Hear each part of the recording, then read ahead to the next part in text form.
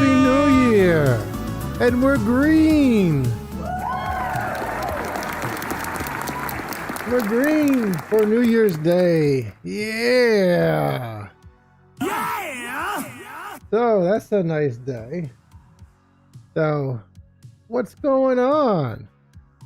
Remember, I had a famous live stream that a lot of people remembered over the month. It was like it was either December 30th or January 1st or something like that. 1 year ago. Well, I cracked open a twisted tea and I started ranting about everybody complaining about Kaspa. Kaspa's a stable coin. Kaspa's a stable coin. If some of you remember that. Every now and then I get somebody commenting on that.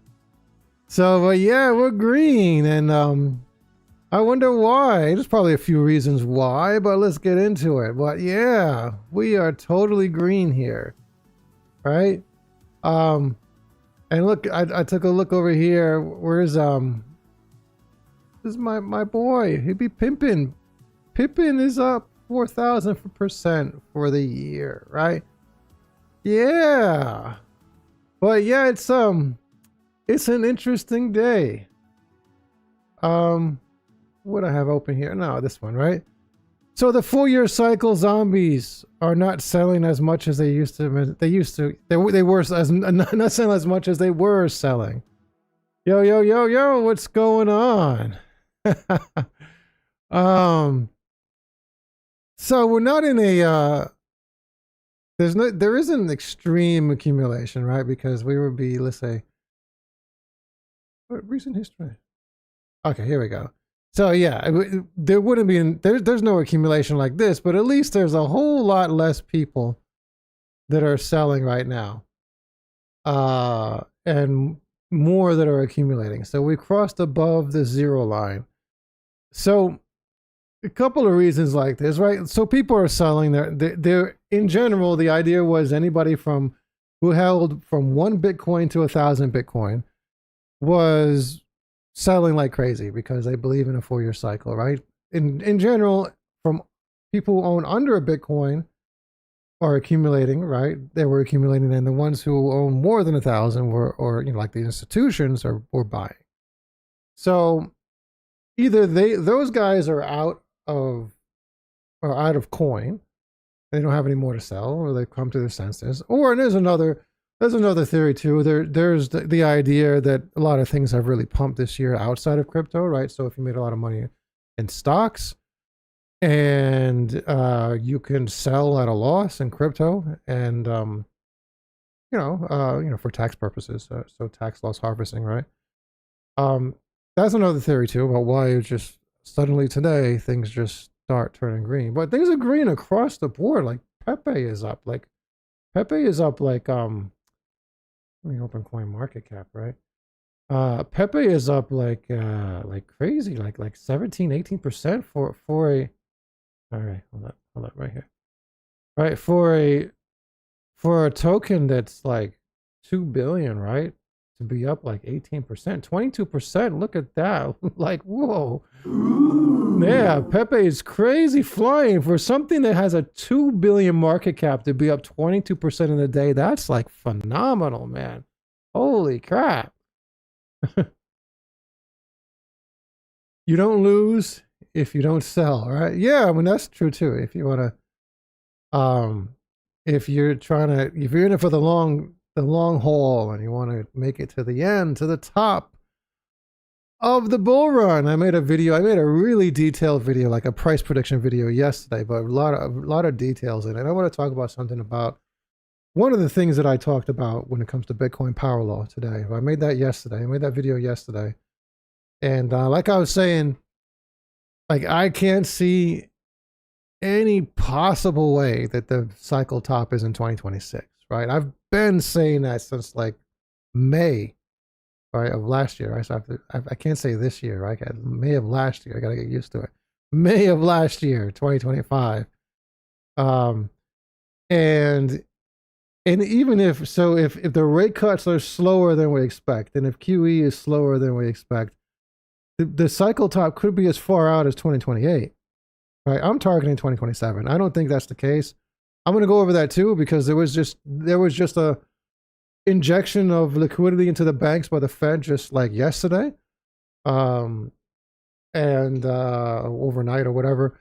So I'm going to talk about that too. So I don't think that the cycle top is going to be as far out as 2028, but I can't imagine the top will be in 2026 based on everything I know now.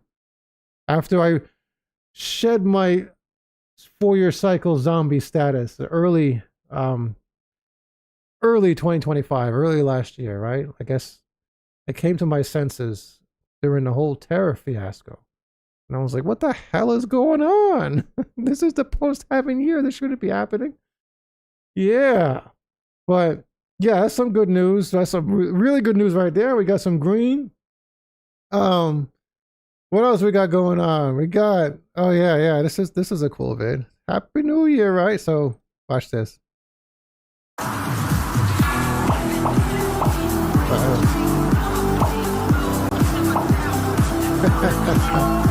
Look at that. Nice, right? 2026 will be a banger year. I hope so, right? You doubled your Kaspa bag from your original goal? Oh, that's cool. Yeah. If the top is this year, it won't be till the end of the year. Oh, hell yeah. I mean, I can't imagine. I just can't imagine even this year, because the way you look at it, it's like, I mean, I've been saying this because a lot of people have been making comments and so on about 2026, in my videos. And I know a lot of other YouTubers are now talking about a cycle top in 2026. And I think they're just being hopeful. But like realistically, the sudden and massive drop of interest rates happened in like, as well as the sudden surge in liquidity, the sudden surge in money printing happened in 2020, right? In March, April timeframe, right? And then the cycle top of last cycle was in November of 2021. It wasn't the same year, right? So you got to think that we are doing right now what happened in 2019. QT ends, QE begins, interest rates are slowly coming down. All that happened in the end of 2019, right? And then early 2020, the beginning of 2020. And then suddenly, bam, COVID, right? And I think that's going to accelerate. That's going to accelerate now. We might get those dividend checks, right? Which is similar to those stimulus checks from 2020, right? We're going to get probably a dovish Fed chair who's going to drop interest rates some more. Probably not drop them to zero. It's not going to be that dramatic, right? And we're going to get some money printing. So that's all going to happen probably like mid-year this year. So how could, if that happened in March and April of 2020 and the cycle top was a year and a half later, how could we have all that happening in 2026 mid-year and then the cycle top is red? This just to show you guys.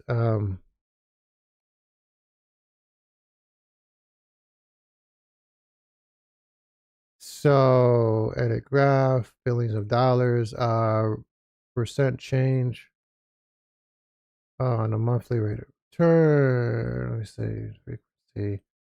Let's see. Like I noticed this every single, I don't know. So let's say January 2010. So this is a surge of money printing. But no, let's go back to, it's like this. Every single cycle was like this. This is when I first noticed it. So we had our first Bitcoin top in June of 2011, and that was because of the money printing from the Great Financial Crisis just prior to 2009.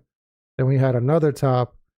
We had another money supply top, right? A surge of liquidity in August of 2011, and then we had our Bitcoin cycle top in December of 2013. So it's like this pattern where there's a surge in liquidity, and then like a year and a half later, or give or take, we get our crypto cycle top. So one of those many things I was looking into when all this happened. So, but, oh, Happy New Year, brokers. Yeah. 2026 will be the most bullish yet. So what does that mean that broke is still in the game? Yeah. Yeah, that's like time for a party with broke, right? Like, yeah, let's I'm big on broke. Right? So broke is still in the game. You're saying, if, in my opinion, if we never had any bull run, the only reason BTC went up was institution put in. Yes, yeah,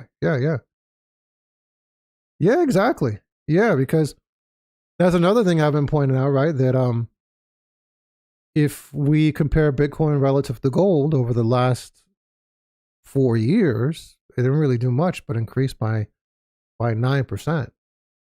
Whereas if you compare it relative to USD, it's almost like a 2x, right? The top of last cycle was 86K, and then the top of this cycle is 126K. So it's almost 2x. So that's like everything else measured in USD. All prices, everything, food, you name it. Everything is almost double what it was 4 or 5 years ago. So just Bitcoin just kept up with inflation. If not for institutions, it would, man, if you imagine how bad it would have been if not for institutions, if not for the institutional buy-in, the ETFs and the crypto-friendly administration, man, we would probably had like no pumps. Bitcoin would have been like 30K for like 4 years, man. That would be like the worst ever, man. It's like, and this is so true because I show this too, the PMI chart, the business cycle of the overall economy. It's just, for the first time in all of history, the PMI, the economy, has trended sideways and relatively in contractionary territory, right, below 50 for 4 years straight. Because historically it goes up and down, up and down, up and down, up and down, up and down, and then suddenly it's going sideways. So if there was no institutional buy-in, right? If there was no institutional buy-in, yeah, man, that would be like a nightmare, man. Oh my God. Bitcoin's price never would have reached like nowhere near it, not even like 60K. Oh my God. Yeah, it would have been crazy. But yeah, now we got the business cycle is going to start flipping positive, whether it be like a few months, a couple months, or whatever it may be. It's going to start going above 50 into expansionary territory. And now it's time for the real pumps. Now it's time for the big gains. Before we're just trying to keep up with inflation. Now we're back into it. So let's see. Another one. Bomb it. Yeah. They're in the game too, right? So 365 days of base posting, reading the guide, trusting the process, what could go wrong. So bomb it is good to know. It's good to see that some of these meme coins are still in the game, right? Some of them drop off because I think that most of everybody, pretty much everybody, like I was a 4-year cycle zombie right up until like the beginning of second quarter of last year, until I started looking into all this stuff I was just telling you about. But then it was like, I think everybody was just still a 4-year cycle zombie all the way through. I was watching YouTubers in like October, saying they think that there's still going to be a cycle top, like in November and December. It's just going to be going up really rapidly and then coming down. And I'm like, no, I'm expecting an end of year rally, but the cycle is not going to top. So, and like, I have this in my mind. I'm watching everybody talk like this, and I'm like, dude. And obviously everybody knows the deal right now because we just had one of the worst. We had the worst post-halving year ever. The absolute worst post-halving. So, but it's good to see that some of these memes are in the game. We got broke, we got bombing. Hopefully there's a few others that are sticking around, like Kurt and Bomo and Bachi, right? All those ones that came over from KRC20, the KRC20s. Hopefully for a few other meme coins here and there are sticking in the game, because I think a lot of people across the board. A lot of people, a lot of devs, everybody thought there was going to be this huge, dramatic bull run and a cycle top in 2025, and we got a reality check. So I was thinking that, you know, some of these projects are just going to drop off and they're going to fade away, and so some are doing that. Some did it. Some are doing that. It's like a week ago, somebody in my community pointed out a token called Max. This was an AI agent that just I had no idea that it just rugged. I thought it was a play that was going to be a good one, and you know, take out its all-time high from like January and things like that. I thought it was going to be pretty good, and then it was like they posted on X on October 10th, the date of the flash crash, that they're not posting anymore, and like they had 7 or 8 centralized exchanges, and they're just been delisted from all of them. Like, damn. So yeah, it happens, man. This is crypto, I guess. No, we didn't expect all this. I expected at least a nice end of year rally. I mean, I got it in some ways, right? I mean, we obviously in September was freaking wild. That 550x on MYX, you know, 10x on Avantis, like a 40x on Matt Fury's Disco and all that stuff, you know. So my community members are really happy in September and at least in the beginning of October. So it didn't turn out the way we thought it would in the rest of the year. And we're still doing this though, right? We're still doing that bouncy bounce between like 84K and 90K. Hold up, right? Let's check. So which Bitcoins? That's what I noticed. So we're still in this range. We haven't broken above 90K with Bitcoin yet. So Bitcoin isn't pumping, but everything else is pumping, right? I just, you know, Pepe 22%. Bitcoin is still at 88. So, but everything else, pretty much everything else is like crazy green. So, I mean, it's up for the day of 1%, but you know, it's not above 90. The real excitement will happen when Bitcoin gets above like 91, because it's been like this for like weeks, man. It's so frustrating. I love when things go up and down. Even when they go down, I love it, right? Because I can buy back in, right? Swing trade, take tons of profits. This from Kaspa Daily. Top 5 outflows today came from all exchanges, with roughly 24 million cash withdrawn. This usually points to holders choosing to keep custody themselves, which can ease short-term, near-term sell pressure. So, yeah, it's good to see that my fellow Caspians are still in the mix, still in the game. So when I post a vid about you know any vid, I think that the most engagement comes from a video about Kaspa now, because I think that everybody else has just dropped off. I did get a little bit of excitement from Russell. I posted a video about Russell like last week, because we did like it was like a 10x or a little bit more or something with Russell. So yeah, how's Russell doing right now? How's Russell doing? Yeah, we had some pretty good gains. Not just September, October, right? We had like almost like a 50x on Pippin. We had a 10x on Folks Finance. We had like a little over 10x on Russell. And there's another DGen play that I'm still not making public, just for my members. But speaking of which, click that link in the description below.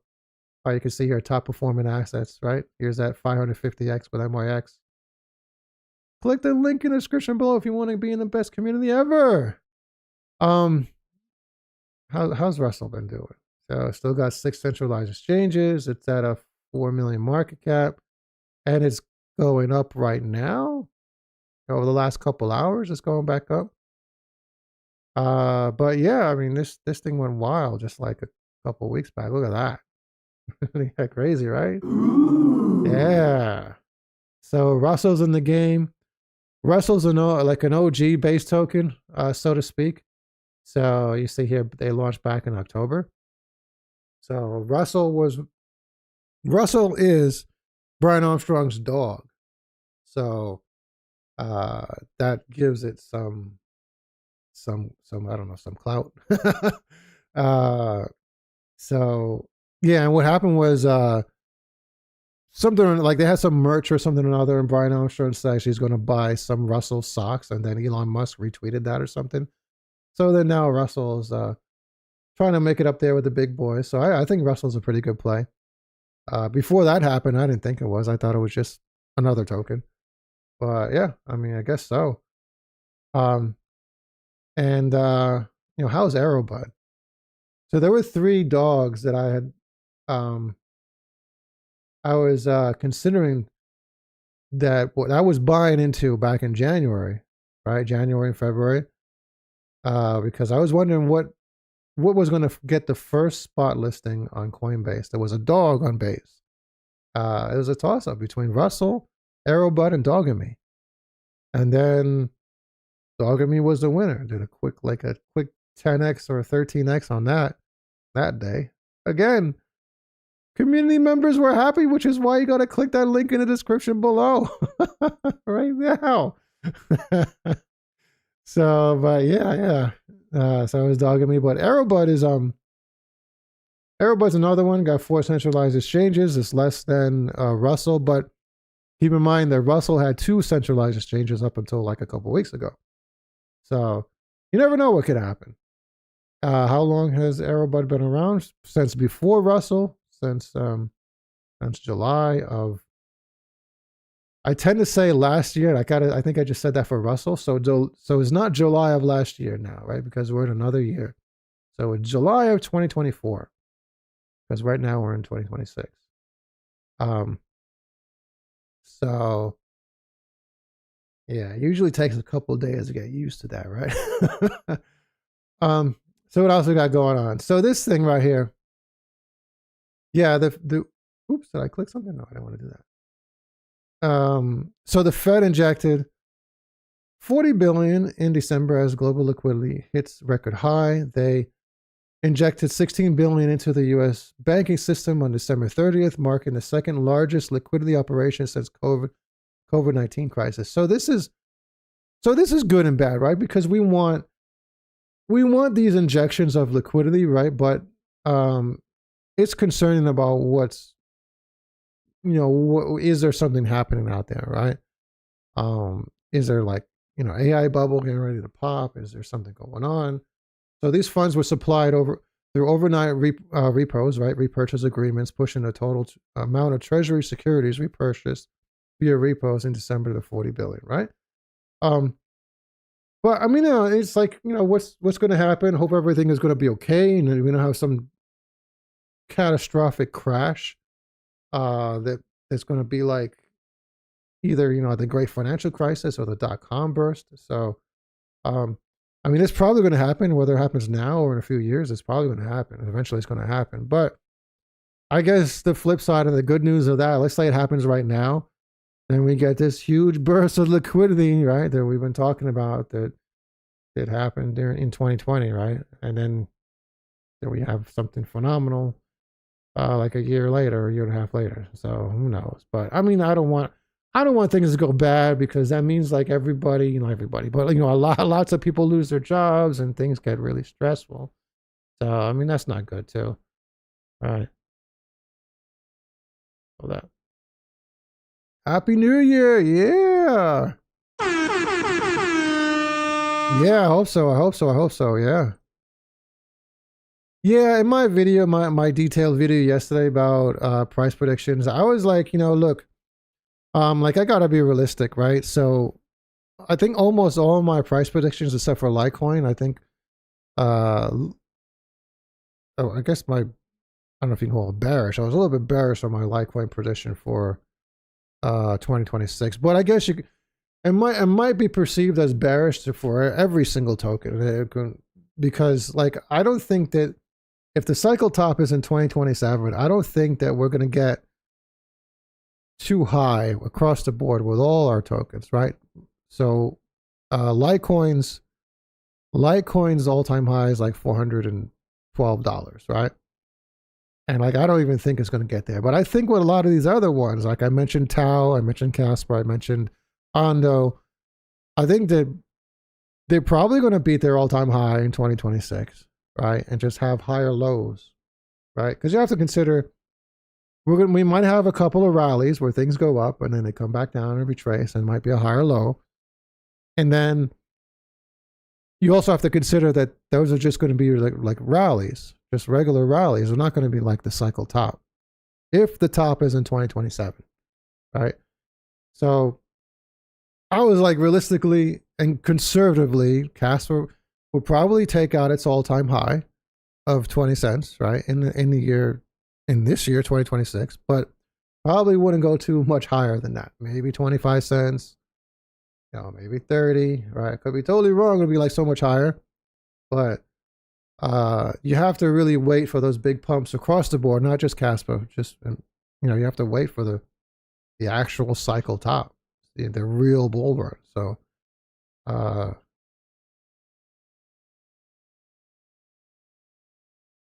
yeah, I mean, it could be like a smaller alt season, right? Because realistically, by the definition of what an alt season is, we had an alt season during the Trump pump, right? When Trump got elected. So I mean, that was an alt season, right? We had some pretty good pumps with some of the alts, at least in my community, right? But the alt season that you're talking about, the cycle top alt season, no, I mean, that probably wouldn't happen until 2027. But there are other things, this is crypto. Everything is brand new, right? Because now we probably what is it, like have like 150 ETFs. They're gonna start pumping the alt over the next like 2 to 3 months. So we could have an alt season like right now. Like I was just saying, like Bitcoin right now, let me hold up. Like Bitcoin right now still hasn't broken out above 90K, yet everything else is pumping like crazy right now. I mean, I don't know if I should use the word pumping like crazy, but I mean, if Pepe is up 21% in a day and it's a 2 billion market cap, that is like phenomenal. So if this continues, then I don't know. And then we get all these ETFs that are going to be pumping the alts, then we could get alt season, Yeah, exactly. Play by ear. We could get an alt season. We could get something over the next couple of months because the ETFs are going to be pumping the alts over the next 3 months. So I am totally surprised to see some of this though. Like 21%, like Ondo is up 7%, but at 21 for Pepe, it's crazy, right? Dogecoin, look at the 7% for a $21 billion market cap. To be up 7% is absolutely phenomenal. That is crazy. That is like absolutely crazy. So that's pretty damn good. So, Ondo at a 1.2 billion market cap up 7%. Crazy. But yeah. What else we got going on? Yeah, so we'll see what happens with this banking situation.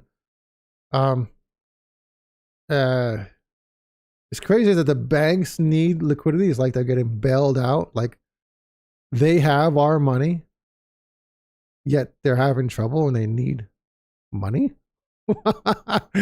So that is like a little concerning. So, which is why it's good to diversify and not have all your cash in banks, right? It's always good to have a high interest savings account too, right? But it's also good to have some of your money in crypto, and then maybe you can have some fiat in some of these centralized exchanges, accumulating interest on like USDC or USDG and so on, things like that. It's just good to really have things spread out. So, but yeah, I mean, I guess it's good so far, as long as the economy is not crashing and everybody's losing their jobs. It's good that the Fed is injecting liquidity. At least they're doing it before the economy crashes, right? Before, not after. We don't get a situation like Powell. What happened? And say we don't get a situation like Powell earns his reputation of being too late Powell. Oh, this was funny. This has nothing to do with crypto. I was just browsing content to put in a live stream, and I saw this was crazy funny. It says, so this guy says, I'm convinced these are aliens on their first visit to Earth, but I have no proof. It's freaking this is crazy, dude. They don't know what a freaking escalator is. What the hell? Crazy.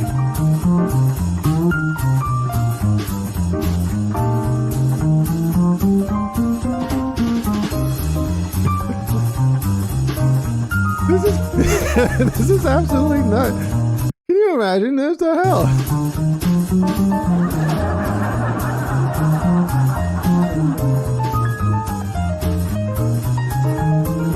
Like, you'd expect that people know how to take escalators and not elevators. You know it's crazy. You know, this is crazy. I don't know. Maybe the rest of you guys out there in the world know more that, you know, maybe understand this point of view, because I did not understand this point of view because I'm from New York, right? Like, I live out, I have a house right now in the mountains of upstate New York, right? And you know, I have a house down in Alabama at the coast. So when I went and moved down there before I had this house up here, like, I was from New York City, right? And then I moved to Jersey still. I grew up in New York City. So and then I moved to Jersey, and it's still highly populated, right? So it's not much of a difference from New York City. And I moved down to Alabama, and I was finding people that are afraid of elevators. They don't get an elevator. So I'm like, what? I never heard of something like that. You don't get an elevator because I'm like, holy crap. I was thinking about that. Like, if I was afraid of elevators and didn't want to get in elevators when I lived in New York, I wouldn't be able to function. Like, I had a job on a 20th floor. I wouldn't be walking up 20 flights of stairs. I'm like, holy crap. So it's like, yeah, it's all like based on where you're from, you get different points of view when you venture out into different, I'm like, and New York is like its own cultural hub, where things are like so different from everywhere else in the country. And if you're not from New York originally, then you probably don't know what I'm talking about. Like, if you're from New York originally, like me, and then when you become an adult and venture out, everything is so freaking different. It's like, I grew up learning and hearing about this huge company that has gigantic stores called Walmart. And I never saw a Walmart in my entire life. I never been to a Walmart in my entire life until I left New York City because there's no Walmarts in New York City. It's like that type of culture. Anyways, I'm getting off into a tangent. It's not related to crypto, but yeah, it's kind of funny. I got a job as a software developer in Lockheed Martin down in Baltimore, and I saw a Walmart for the first time, and I was like 23 or 24 or something. I was like, I've never seen a Walmart before. Yeah, it's all different everywhere. And then, so then I moved back to New York. I moved back to New York. And then I moved to Jersey that has Walmarts. But the Walmarts I went to are different from everywhere else in the country yet again. If you guys know what I mean. Like, in Jersey, I would go to a Walmart that's kind of smaller that has one entrance, whereas everywhere else in the country, the Walmarts have two entrances and they're larger. And when I wanted to go to an overnight store, I would go to Walgreens because it was 24 hours. A Walmart was not 24 hours. Then when I moved to Alabama, the Walgreens close at like 9 p.m. I'm like, what the hell? And the Walmarts are open 24 hours. I'm like, what the hell? Different perspectives, man. It's crazy. Anyways, that's just me. So this is kind of funny right here. I don't know whether I was just like, I just left. So Iran offers to sell weapon systems, missiles, drones to and warships to foreign governments in crypto and Bitcoin. I don't know if this is good news or bad news. So Yeah, I'm like, yeah, it's good that people are choosing to sell things in crypto, but is this really good news? Anyways, that's just that. I hear some crazy talk with Trump now, talking about how Iran wants to start building up or something their military, and Trump is gonna, you know, what was his words? I don't know, something like bring them back down. So hopefully there's not going to be any war, because then, then suddenly the markets take a tumble. Hopefully we all get along, but unfortunately some people don't want that too. So what can you do? Speaking of which, click that like button here. Let me play that video for you, man. Speaking of being friendly, did you know that the most friendliest thing that you... What happened? Speaking of being friendly, did you know that the most friendliest thing that you can do today is to give that like button a pound? Seriously, I'm looking for some new friends, and if you want to be my friend, just hit that like button. I'm like the friendliest guy on the planet. Trust me. And by the way, if you don't like this video, give me a thumbs down so I can track you down and beat you senseless. Guys, how many likes do we have? How many people are... We need some more likes here, man. We totally need some more likes. Click that like button, man.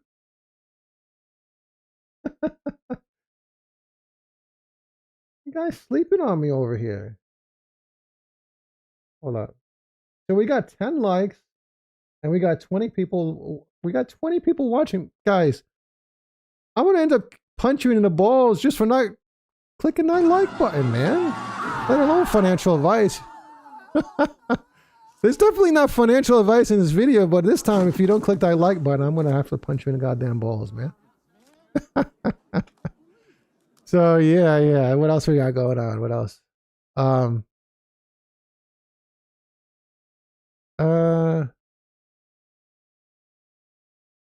Did I?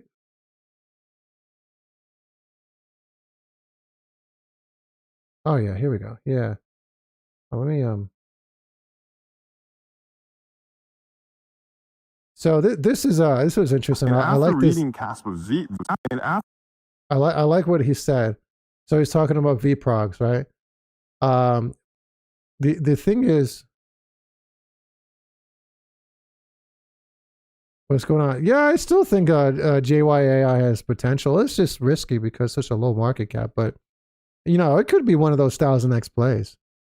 What's going on? What's going on? Yeah. So somebody in my video that I had made yesterday, the one where I was talking about price predictions and I was giving a lot of detail, he was talking about, this is kind of funny.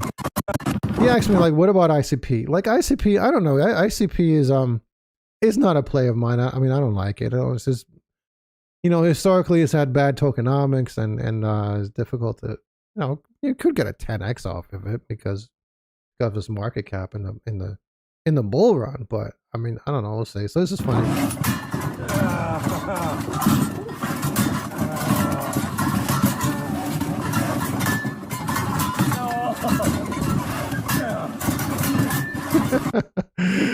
Hold up. Here we go. Boom. Yeah. Boom. So yeah, ICP, right? So ICP versus Kaspa. So this guy right here. What's up? Excellent video. Which one? My video from yesterday or this guy right here? Yeah, this is Ilate's video here, right? Yeah. So sharing a clip from a developer who went from Bitcoin to Ethereum to Cardano to ICP in search of real innovation and finally ended up at Kaspa. His own words say it all. All right, so let's just play it and you can hear him out. After reading Kaspa's VPROGs, I realized, computation does not need to be on-chain. Completely unnecessary, and it's the wrong model. So what Kaspa basically did is it made ICP's strength turn into a massive weakness. Kaspa basically made the exact feature that made me invest in internet computer seem obsolete. It's stupid. Thanks to Kaspa VPROGs. I didn't expect it, and this is why I said I felt stupid when I realized what Kaspa VPROGs was about. And after reading Kaspa VPROGs, I realized Yeah, right. So good things in the future for Casper, right? So I think in the long run it is going to dominate, right? I totally think so. Um,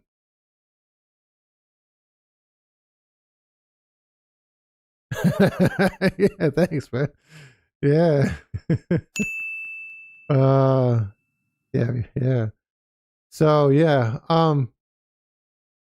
White House says, "Welcome to the golden age." Another year of the golden age. I don't know.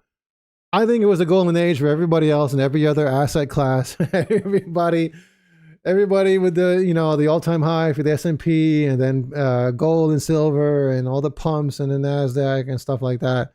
But it wasn't for crypto. It wasn't a golden age for crypto in 2025. But I hope 2026 is going to be a whole lot better. Um, like I was saying in my video yesterday, I mean, I was just saying, like, if the cycle top is in 2027, right, and interest rates are coming down and money printing is starting during 2026, then we can expect higher highs and higher lows throughout the year of 2026, and we'll get some good rallies. It'll go up and maybe come back down here and there, but overall, it should be a green year. It should be totally a green year. It should be a better year than last year. Um, I don't buy into this. I still see a lot of YouTubers just saying that it's a crypto winter and we're going down to, like, people are saying, I heard somebody even say we're going down like 20K. It's kind of crazy. That was like way below the 200-week moving average, right? So I mean, like, I don't know. These people, I think you're kind of nuts. Like, because of this right here, I am doubtful that Bitcoin, like I've been saying for weeks, that Bitcoin is probably going to go down to like 70K before it goes back up, and then it's going to have trouble getting above 100K. Right? This is what I've been saying for weeks. But now that we see like some light at the end of the tunnel, we're seeing net accumulation as opposed to sell-offs, right? So so I mean, the only thing left right now, if people are stopping their selling, the only thing left right now is just manipulation, right? It's like, if their market makers are manipulating or something like that. Another thing I was thinking was, like maybe an exchange or somebody just fell apart and went under, and they're trying to sell their assets and stuff like that. And I'm like, but I don't know. I don't think so. I think it's just, it is what it is. A lot of people thought that there was a 4-year cycle, or they still think, or maybe they're coming to their senses, and then they're selling, right? And I get people telling me it's not all based on the 4-year cycle zombies. It's because the market makers are manipulating. Like, I get it, they're manipulating too, but you have to understand, like my channel, every single crypto channel, everybody, their views are like dramatically down. Like dramatic, everybody's views are down. It's like, at a rate, the traffic is at like a third of what it was. So, like right now in September and October, I was getting 50 new subscribers a week. Like my channel was taking off, and then now I get like 10 a week. I even had 3-4 weeks ago, maybe 5 weeks ago at this point, right? I think it was like last week of November or something. I only got like 5 new subscribers in 1 week, which is crazy. That takes me back to like a while ago. I used to, get, like back in the day, I would just get like 5 subscribers in a week, and I'd be really happy. Right now, that's a really bad week. But, and then in general, like everybody's saying that. I was watching so I have like a little over 2,000 subscribers, and I was watching a YouTube channel that the guy has like, I think he has like 8,000 subscribers, and he was like, his number of subscribers that particular week just remained constant. Like he didn't gain any new subscriber. I'm like, holy crap. I was thinking he should be doing better than me, but I guess not. But yeah, a lot of people are doing pretty bad. So it is true. The reason why I'm saying that is because there are a lot of people that are out of the crypto market because they believe that a crypto winter is coming and crypto is going to be dead for the next like 11 months, right? And they're out. There's a lot of people out. So yeah, the 4-year cycle zombie phenomenon is real. And I'm just saying, I hope that they're either coming to their senses or they've just out of Bitcoin to sell at this point, which probably it's probably like a mix of the two, right? Depends on the person. So, and once we get past this, and it looks like we're getting past it, then things should be okay at this point. So things should start being better, and then combined with all the ETFs for the altcoins over the next couple of months, we should be doing good. Government shutdown really screwed things up, but it is what it is, and we just got to go forward. So, oh yeah, Mr. Benjamin Cohen. While it is, in my opinion, a bear market, it's actually kind of different than the last 2 bear markets in the sense that we've topped on apathy rather than euphoria. I think in early 2026, I think there's going to be a counter trend rally by Bitcoin. It's not always wise to hold a basket of altcoins for 3 or 4 years in the hopes you can get lucky with an all season. Having the majority of your crypto portfolio be in Bitcoin is the way to be successful. Yeah. So in a bear market, it's actually kind of different than the last 2 bear markets in the sense that we've topped on apathy rather than euphoria. I think in early 2026, I think there's going to be a this is top on an apathy and rather than euphoria. I mean, that happened in 2019, right? So all the same thing, you know, QT ended, interest rates were mildly coming down in 2019, and then QE begins mildly. You know, there was a top on apathy. Yeah, it was just, this is a reminder. We're like end of 2019 right now, sort of like almost beginning 2020 at this particular point. So, yeah, I mean, it's, we're still, I think the best is yet to come at this point.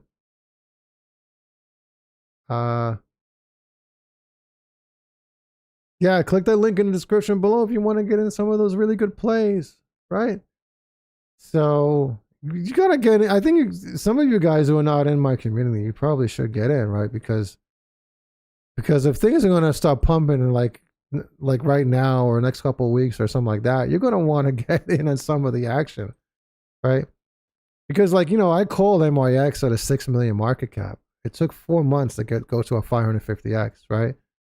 You know, a lot of these, right? De-aging AI took like a month to do 130x. Well, you know, after I called it, you know, you gotta get in on some of these plays, right? Pippin has been pumping recently. I mean, I called it earlier this year. You know, Disco it took like to do that 47x. It took like 4 weeks. You know, you just want to get in on some of them. Some of them are long time plays that are going to pump in the next run up, you know, the next rally. And some of them, you know, I captured them right before the rally, like I did with a few of these, right? So you want to get in before they stop pumping and mooning. Otherwise, you're going to be watching my channel. I'm going to talk about the next 100x and you're going to be crying, man. Like, damn, why did I spend a lousy $79? I could have put $100 down on MYX and turned it into 50,000. I should have spent $79. What did I do? Oh, oh man. And then people want to get in for free.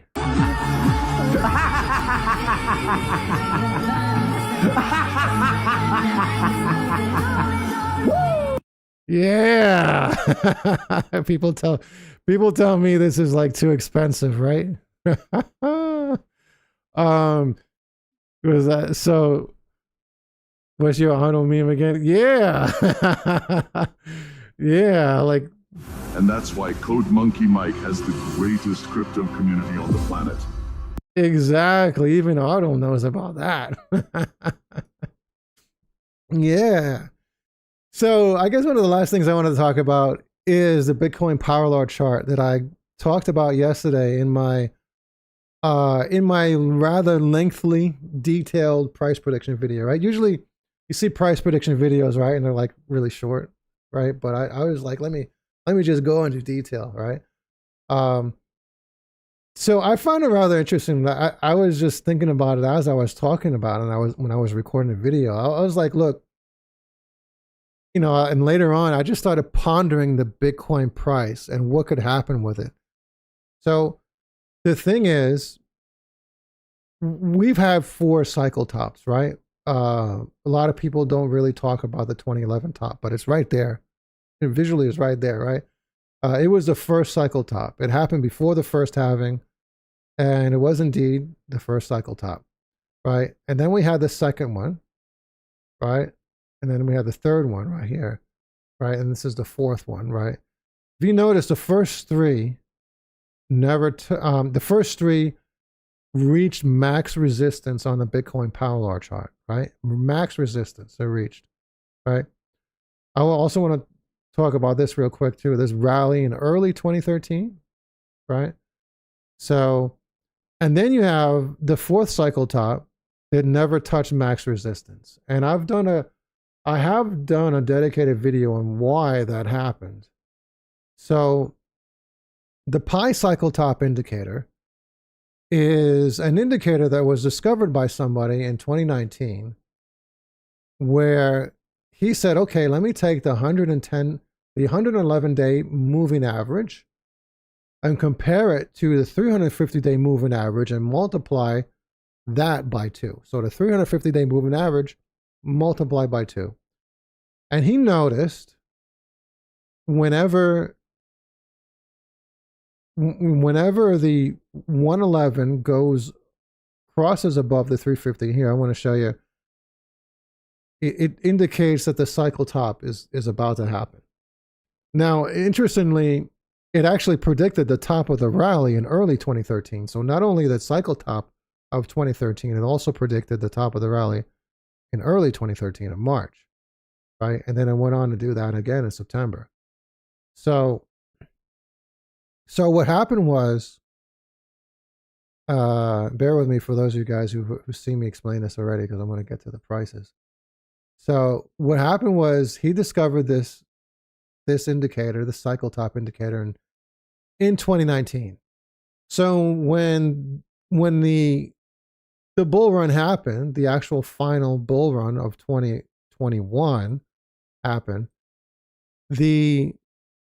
everybody said, oh, wow, the 111 is touching the 350. And they started dumping.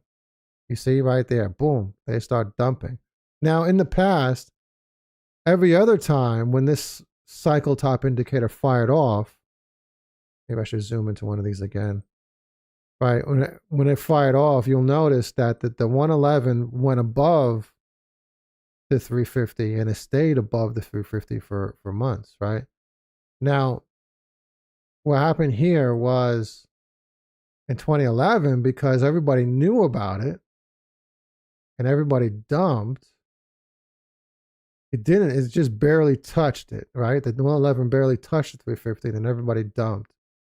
And then it didn't go cross above and stay above it for 4 months. And then what happened was, well, the real top happened in November, right? So that's April. And then this is November. And the 111 was nowhere near the 350. Now, let me think. So what happened here? Now we had our top, and we had our top of, not the cycle top, but we had our top of, I guess, thus far of this cycle, right? Because the cycle hasn't ended. So we had our top at 126, and you can see here, in order for this line, the 111 to cross over the 350, Bitcoin would have to be like 200K. It would have had to have been like 200K in October. in order for that indicator to fire off. So then I was like, I question whether or not that's ever going to happen again, right? Because we're getting to a point where the law of diminishing returns are not going to allow that to happen, right? Because in order for this to happen, Bitcoin will need to pump, like do like a 4x in like a single month. Because remember, we're comparing the 111-day moving average. So 111 days is like a little bit over 3 months. So in order for that 111 to cross over the 350 multiplied by 2, not just the 350, not the 350-day moving average, but the 350-day moving average multiplied by 2. Right? In order for it to cross over that, it has to pump. Bitcoin has to pump dramatically and do many X's within a short period of time. So like a 4x within like a month. So, and so on. So now let's go back here. So that is the question. So when you see what happened with 2021, you start to think, oh, now every time in the future and every single cycle going forward in the future, everybody is going to know when the cycle top is going to happen when they look at that indicator, and they're going to dump as soon as that gets even close. And they're never going to allow Bitcoin to go up to the max resistance on the power law chart, right? Because if that guy never discovered that and created that indicator, like this wouldn't have happened. Bitcoin in 2021 in April probably would have just kept going up in May and June, and like the cycle top would have been in June, and it would have been, am I hovering over the right day here? So let's say, okay, so difficult to stop my mouse on. So this is July, right? So let's say the cycle top would have been in July of 2021 and not November, right? And it would have also been $110,000 Bitcoin instead of the 68,000 that we all know in 2011, if not for the indicator, because it caused everybody to just dump. Okay, the top is in, let me dump. So now is the question of, is that going to happen again? So hypothetically, so I'm saying, I'm going off of a 2027 cycle top. So this is, right now I'm hovering over. What did I just do? So Jesus Christ. Oh my God. Anyways, let's just stop it right there. This is on September, so let's just make believe it's on November. So the question is, let's say our cycle top is going to be in 2027.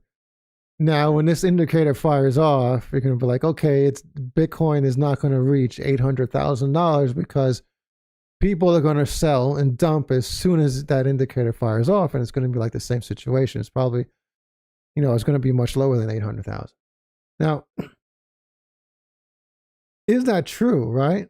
Because according to this power law itself, I got an, oh no. And anyway, so here in this day in September, power law itself says that Bitcoin can be 247,000. That's power law. That's just like the average right in the middle. That's not max resistance, and it's not minimum support, right? So the idea is like, what is Bitcoin's price going to be at the next cycle top? And if it's in 2027, it's going to be anywhere between 240, assuming that it's in September of 2027, right? It's going to be anywhere between 247,000 and 823,000, right? And it's probably going to be somewhere in the middle if the cycle top indicator fires off. So let's say like 550,000, so to speak, right? Or 600,000.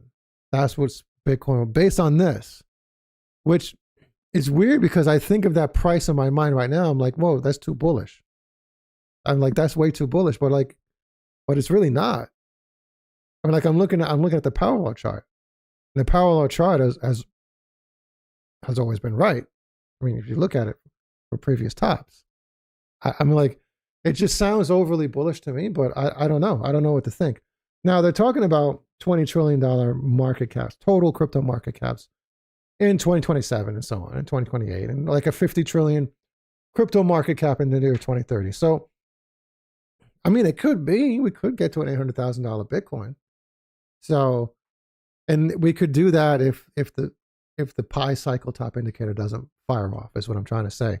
But then you got to think like, what if throughout, so you're talking about the 350-day moving average, so you're talking about a year. What if the duration of the year, the duration of that year prior to the cycle top, Bitcoin is hovering, let's say the entire year of 2026 or the ending, the second half of 2026, going on to the first half of 2027, Bitcoin is hovering between, like, let's say 150 and 160 or something like that, right? In order for the pi cycle top indicator to fire off in a cycle top in 2027, that means that the 150 would have to multiply by a factor of like 4, right? It'll have to go from 150K to like 600K maybe within 30 days, or at least within 111 days, because that's the 111-day moving average. So it would have to go from like 150K to over 600K in that 111-day window in order for the pi cycle top indicator to fire off. And I don't think that that's possible, just because you can't, I don't know, you can't just multiply by a factor of 4 a multi-trillion-dollar market cap coin. I don't know. I just don't think I don't think that's possible to ever happen again. So basically what I'm saying is I don't think the pi cycle top indicator is ever going to fire off again. That's just what I'm thinking. So, and if the pi cycle top indicator never fires off again, like ever again, because of the law of diminishing returns, then we could be looking at like an $800,000 Bitcoin in 2027 if the cycle top is in 2027. That's just what I'm saying, right? And the reason why I say this is because, you know, we hit max resistance in the first cycle top, we hit max resistance in the second cycle top, we hit max resistance in the third cycle top. We did not hit max resistance in the fourth cycle top because of the pi cycle top indicator. So in the fifth cycle top, if the pi cycle top indicator doesn't fire off, will we hit max resistance again? And if we do, that means we're going to go to like here, I just managed to hover over October of 2027. So you're talking about like 850K. That means max resistance is 850,000. I'm just saying, don't call me a moon boy. Don't call me, like somebody called me delusional the other day when I was just talking about some charts. It was a video where I was talking about charts and I wasn't talking about price predictions, and he called me delusional. I was like, it's right in front of you. I just responded to him. I was like, why? It's like, anyways, you know, it is what it is. It is what it is. So we'll see what happens. So if it ends up like this, we're in for like one hell of a ride for the next couple of years. And it's like, it's only up from here. Now, I still believe that there's a chance that Bitcoin might drop down to 70K in the next couple of weeks. I do believe there's a chance, but I think the chance of that is sort of like diminishing now because this chart has just flipped positive. So the chance that there is a chance, but it's, you know, it's just, I don't know, maybe not. We'll see. We'll see. Anyways, guys. Yeah, man, what's up? Happy New Year. Negative man, yeah. Yeah. Good to see you, man. I don't know. What do you guys think, man? I don't know. Are we gonna see like an 800,000 Bitcoin in 2027, or are we going to see like a 200,000 Bitcoin in 2027? I don't know. For me, it's like I think I conditioned myself to not be that bullish, to really not be that bullish about the price. But I don't know. this, if this happens, it happens. So, anyways, guys, if you want, let me show you. I want to, here, let me, let's go. 1 year ago, I was talking about all these freaking gains, right? So Farcoin, right? 1 year ago on New Year's. 1 year ago. Hold on. So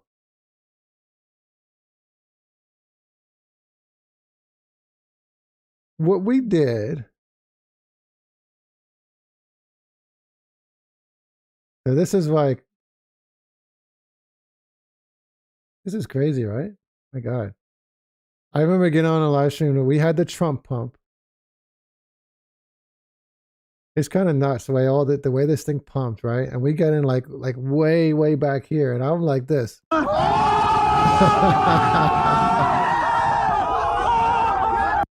Remember, I was like, I couldn't believe the Trump. So I did, what was like 50. I always said a 57x, but I think my system says a 58x. So let's say a 58x on Peanut, right? All time. So Peanut, that chart back then, like 1 year ago, for like, I remember like we looking at this chart, it was amazing. And I mean, it was like this. Yeah, we'll be on the ride together. It's definitely historic. Totally. Yeah. Like I want all this to happen again, right? And it was like, it was just crazy. It was like AI16Z. It was like AI16Z right now is an abandoned token. They just they migrated over to a token called Eliza OS, and I still see people playing it. Let me go just for the hell of it. Just check out, because this was pumping. The thing was pumping, even though. So now maybe now it's not pumping. Yeah, it was just pumping like crazy, right? Let's see, Eliza OS. Eliza OS is a new token. Oh, it's down right now too. Okay. Yeah, it was pumping a few days. Yeah, look at that. That was crazy, right? Yeah, a few days back it was just pumping like crazy. But yeah, all-time chart. Yeah, I16Z was crazy. I remember the all-time high alerts in my community just firing off continuously, right? It was like, this was AI16Z, and we got in like way, way back here.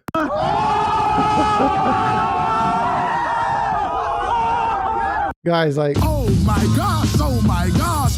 Exactly, right? And this is why. And that's why Code Monkey Mike has the greatest crypto community on the planet.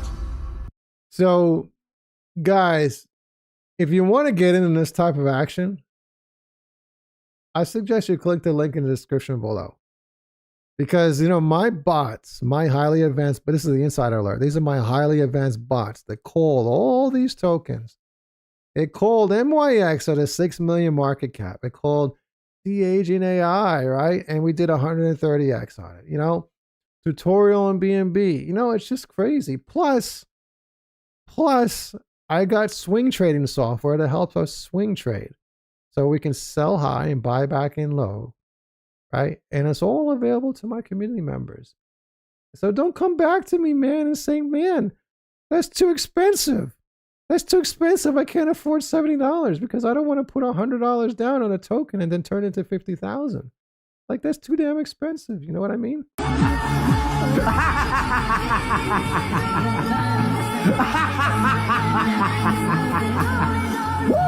Yeah. Anyways, guys, I'll catch you later. Happy New Year's, and let's have a really, really awesome year, right? Code Monkey, Code Monkey.